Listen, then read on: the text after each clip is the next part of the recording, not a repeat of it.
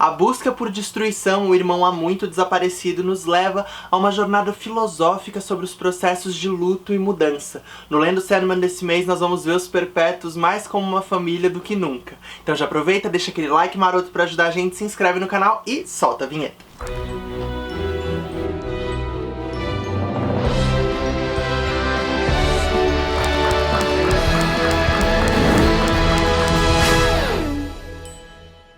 Fala, peixinhos de toda a internet, sejam bem-vindos a mais um HQ, o programa semanal de quadrinhos aqui da Maré Geek. Eu sou o Sérgio, no Lendo Sandman desse mês falaremos sobre Vidas Breves, o 8º arco. Bom, esse é um dos meus arcos favoritos, e ele também é bem longo, e é muito legal como a essa altura da história a gente consegue ainda ter novas percepções sobre a família dos Perpétuos e sobre a visão de mundo que o Neil Gaiman quer construir com essa mitologia. Outra coisa que eu gosto muito nesse arco é que nele a gente tem a Delírio como uma protagonista, né? E é uma personagem, uma das minhas personagens favoritas, é muito legal vê-la no centro da narrativa. E a história começa quando ela tá conversando com uma mulher em situação de rua e essa mulher pede pra ela um trocado. E aí a Delírio, nas lógicas dela, entende isso como troca, mudança, e acaba fazendo algumas relações, pensa também, lembra do irmão que tá desaparecido, que ela perdeu, né? Ela conversa sobre isso com a mulher, e ela também fala, ela também relembra esse momento em que ela passou por um processo doloroso de mudança, em que esse irmão estava lá pra ela, então ela decide ir atrás do Destruição. E aqui já nos é apresentado um jogo de palavras que vai ser muito utilizado ao longo desse arco, né? Que é essa ideia da destruição como estopim para algo novo. Como nos nossos processos de mudança, de evolução, a gente acaba destruindo coisas, né? Destruindo versões antigas de nós mesmos, ideias que já não nos servem mais e etc. Então pensar essa destruição como o início de algo novo, né? Como uma oportunidade de construir coisas novas. Delírio vai então até Desejo pedir ajuda, só que Desejo nega, vai então a Desespero, que também nega, e é uma cena muito interessante porque ali a gente descobre que Desespero tem uma relação muito bonita com Destruição. A gente vê um flashback deles conversando durante a época da peste, e Desespero falando sobre a perenidade das coisas, né, sobre como as coisas não mudam, algumas coisas não mudam nunca, e o Destruição relativizando isso o tempo inteiro. E é muito bonito que essa conversa ainda termina com Destruição dando um beijo no rosto de Desespero, um rosto que nunca havia sido beijado. Então dá pra ver que existe uma relação muito bonita entre esses dois, só que mesmo assim Desespero se nega a ajudar Delírio na busca pelo irmão. Delírio vai então até os domínios do Sonhar pra tentar a ajuda de mais um irmão. E chegando lá a gente descobre que o Sandman tá passando por um processo de término, né? A gente não sabe bem quem que terminou com ele, mas estão acontecendo várias tempestades no Sonhar, e aí, como sempre, o nosso boy lixinho favorito está descontando em outros, né? A gente tem até um diálogo entre o Lucien e o Matthew, em que eles falam, em que o Lucien fala que realmente sempre que o Morpheus toma um fora, o Sonhar e os sonhadores sofrem as consequências. Outro personagem que reaparece aqui é o Merv Cabeça de Abóbora, que é um personagem que é tipo um zelador do Sonhar, né? Muito legal porque ele é bem desbocado, assim, ele fala as coisas como elas são e dá inclusive várias bolas fora, né, nesse arco, sempre criticando de alguma forma o Morpheus em algum momento em que que o Morpheus tá se aproximando dele, né? São momentos bem divertidos. E então o Morpheus decide ir com a Delírio e ajudá-la na busca pela Destruição, mas revela ao Lucien que ele não tem a mínima pretensão de realmente encontrar o irmão, né? Ele quer respeitar essa privacidade que o Destruição pediu, né, de desaparecer por um tempo. Então ele tá indo mais pra se distrair desse momento complicado dele, pra espairecer, viajar pelo mundo desperto, do que pra realmente ajudar a Delírio.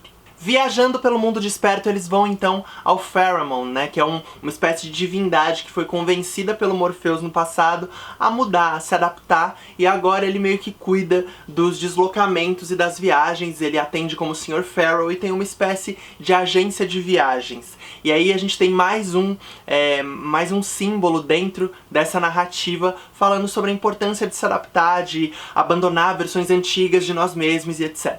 Uma curiosidade é que quando a gente encontra o Sr. Pharaoh, ele tá conversando no telefone com o Leandro. E isso é uma singela homenagem que o Neil Gaiman fez ao Leandro Luiz Delmanto, que é o editor de Sandman aqui no Brasil. No vídeo sobre o arco Prelúdios Noturnos, o primeiro arco, eu falei um pouco sobre a importância desse editor para a publicação de Sandman no Brasil, e são publicações que foram muito elogiadas pelo Neil Gaiman, então ele faz essa singela homenagem ao editor aqui.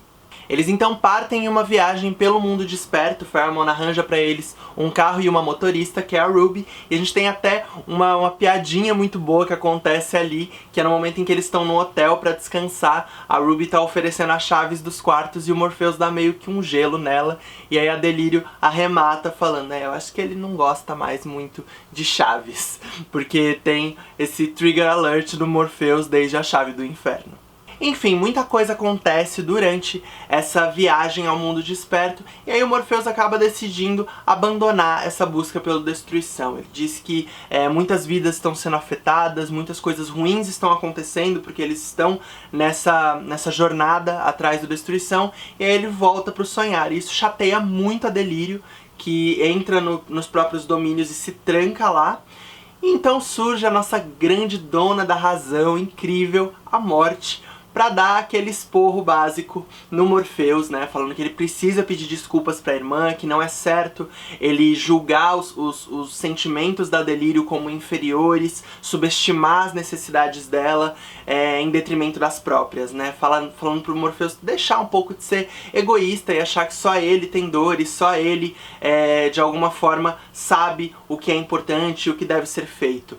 E aí a gente tem mais um pontinho de virada na personalidade do Morpheus, né? Então ele vai até a Delírio, pede desculpas e eles retomam a jornada.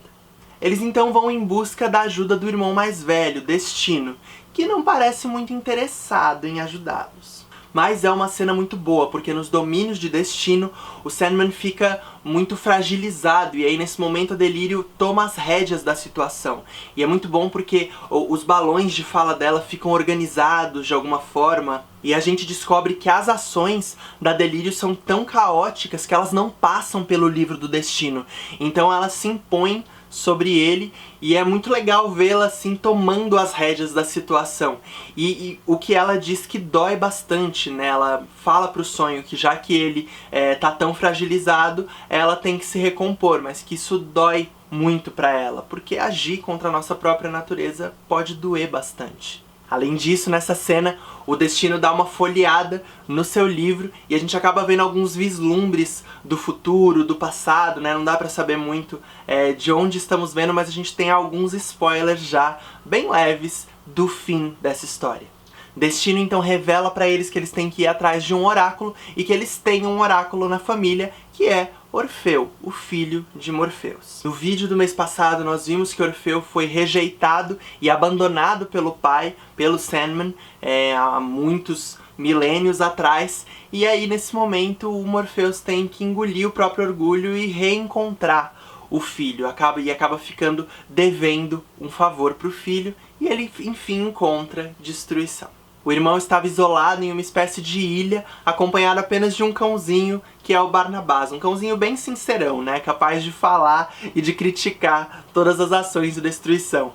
Ele tá meio que se dedicando às artes, né? Tentando fazer esculturas, poemas, quadros, e tá sempre sob a ótica crítica do Barnabás. Ele percebe que os irmãos estão atrás dele, então prepara um grande jantar para receber Delírio e Sandman nos seus aposentos, né, nesses domínios em que ele está. Todo esse diálogo que acontece durante esse jantar e até o fim da história, né, entre Morpheus, Delírio e Destruição é muito precioso, né? Muitas coisas são colocadas. O Destruição, ele tá o tempo inteiro batendo nessa tecla de que toda moeda tem dois lados, né? De que toda pessoa, até mesmo os perpétuos têm dois lados. Assim, cada um deles define também a sua contraparte, né? Então, dessa forma, sonho define a realidade, destruição define a criação, a morte define a vida, desejo define a repulsa, desespero define a esperança e por aí vai. Que é um jeito muito interessante da gente olhar para esses conceitos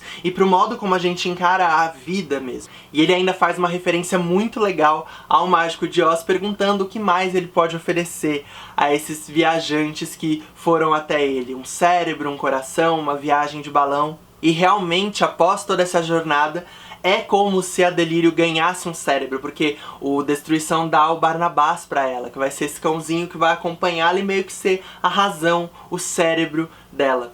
O Morpheus ganha um coração porque ele muda bastante, né? A gente vê que ele tá realmente numa jornada de mudança e de criar empatia com as outras pessoas, de deixar de subestimar as outras pessoas, então isso atua como um coração ali sendo colocado nesse personagem. E o próprio Destruição faz sua viagem de balão, pois após tudo isso ele vai embora alçando voo pelos céus. Para fechar, o Morpheus volta à ilha onde o filho está para conceder o seu último desejo, que era morrer finalmente. Uma coisa que ele havia pedido ao pai há muitos milênios atrás e ele finalmente consegue. Nessa cena, inclusive, a gente tem uma página belíssima da Jill Thompson em que ela divide os quadros de uma forma que é como se a gente estivesse vendo a câmera se movimentando e vendo essas gotas de sangue se transformarem em pétalas de flores. Inclusive a arte da Jill Thompson nesse arco inteiro é muito preciosa. Uma coisa que eu acho muito bonita, por exemplo, são os closes que ela dá no olho dos personagens o tempo inteiro, né? A gente vê muito esses olhos focados e bem grandes, que é um modo da gente também espelhar os sentimentos deles, olhar para os sentimentos deles. Até uma simbologia muito interessante é que a Delírio tem olhos diferentes, né? Um olho dela é de cada cor. E no momento em que ela se recompõe perante o destino, os olhos dela ficam iguais. E aí o Morpheus até comenta isso, né? Ah, os seus olhos estão iguais. Ela fala, eu consigo fazer isso, mas dói. Então a artista aposta bastante na expressividade desses olhares dessas personagens. E eu pessoalmente acho isso muito incrível. Então algumas coisas novas que a gente descobre a partir desse arco são que, por exemplo, o processo de transformação de Deleite em Delírio foi acompanhado pelo irmão Destruição, né? Foi um processo doloroso, mas que essas duas personagens estavam juntas ali naquele momento, que é um momento bem bonito, inclusive. E também descobrimos que os perpétuos podem morrer, ou seja, um perpétuo já morreu, que foi a Desespero. A Desespero que nós conhecemos não é a primeira faceta de Desespero, e a gente descobre então que quando um perpétuo morre, outra faceta desse conceito surge e toma o seu lugar. E também vemos que a relação de Desespero com Destruição tem esse carinho todo, porque a Destruição de alguma forma ajudou o Desespero a tomar o lugar da antiga Desespero, né? Então é muito interessante também isso, mais esse dado da mitologia dos perpétuos que nos é apresentado aqui. Enfim, eu gosto muito dessa ideia apresentada pelo Neil Gaiman de que a destruição pode ser propulsora da criação e não só algo a ser odiado e temido. Pra mim, o que a gente vê ao longo desse arco é uma jornada de reconstrução na busca por destruição. Eu acho muito bonito porque ao longo de todo esse arco a gente vê em muitos momentos personagens falando pro Morpheus como ele mudou, como ele tá diferente. E ele está agindo diferente, porque ele está se reconstruindo. Na própria volta dele, no retorno dele ao sonhar no final do arco, ele já é mais gentil com as outras pessoas no sonhar e etc. Então a gente vê que o nosso protagonista está realmente passando por processos de mudança e melhorando, né? E isso é possível até mesmo para um ser milenar como um perpétuo. Mudar faz parte, os processos de mudança podem ser jornadas assustadoras e incertas. Os processos de destruição podem ser dolorosos, mas são as portas de entrada para que novas versões de nós possam surgir. E nós estamos bem perto do final dessa história. O Neil Gaiman fala que nesses arcos, né, no Vidas Breves e no próximo, foi quando ele percebeu que não tinha mais volta, que ele ia ter que contar a história que ele planejou no início, que ao longo da jornada ele pensava, eu posso mudar uma coisinha aqui, posso mudar um personagem ali, mas que ao mexer as peças de xadrez que estão presentes nesse arco, ele viu que ele ia ter que seguir até o fim, fiel à sua ideia. Agora em dezembro a gente vai ter um breve ato do Lendo Sandman, mas em janeiro nós retornamos com a edição número 50, uma edição especial que foi a história Ramadã, que é uma história bem legal, e com o arco Fim dos Mundos, que compreende as revistas Sandman número 50 até número 56, o último arco presente na terceira edição definitiva. Muito em breve chegaremos ao final dessa jornada, mas é bonito ver o quanto nós mudamos e nos transformamos ao longo dela. E não deixe de conhecer a campanha no Catarse dos quadrinhos de Desaventureiros. Nós temos ainda mais cerca de 30 dias pela frente. Conseguimos bater as 2 primeiras metas, né? Estamos rumo agora à terceira para financiar a terceira história, que é a Hidra Sem Cabeça. Tem muitas recompensas legais, tem chaveiros, adesivos, bonequinho da Gébora, bonequinho do Salaz. Então não deixem de conferir e ajudar a gente com qualquer quantia que puder, que faz toda a diferença. Se você gostou desse vídeo, não esquece de clicar em curtir aqui embaixo, compartilhe com seus amigos e se inscreve aqui no canal da Maré Geek pra ficar sempre por dentro de todo o conteúdo que a gente lança. Então é isso, pessoal, muito obrigado e até semana que vem!